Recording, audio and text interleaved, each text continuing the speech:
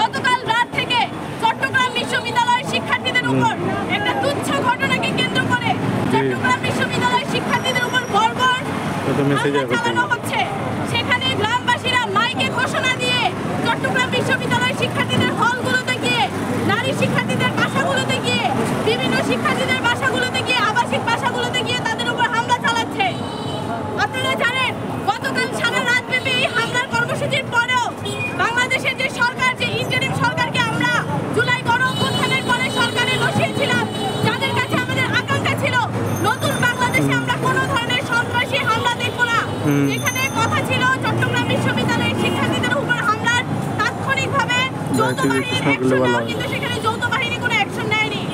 আমরা ইন্টারিম সরকারের কাছে প্রশ্ন করতে চাই, আপনারা কি যৌথ বাহিনীকে বানিয়েছেন শুধুমাত্র জুলাই গণঅভ্যুত্থানের স্টেক হোল্ডারদের উপর হামলা চালানোর জন্য? আমার শিক্ষার্থীদের উপর হামলা হয়েছে কালকে সারা রাত ব্যাপী, আজকে সকাল থেকে পুনরায় তাদের উপর হামলা চলছে।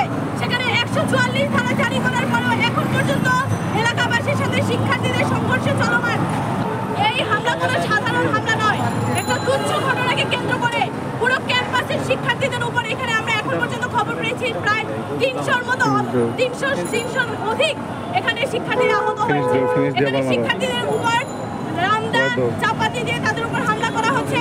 একজন শিক্ষার্থীকে আহত করে তাকে কুপিয়ে তাকে একটা বিল্ডিং এর ছাদ থেকে ফালিয়ে দেওয়া হচ্ছে।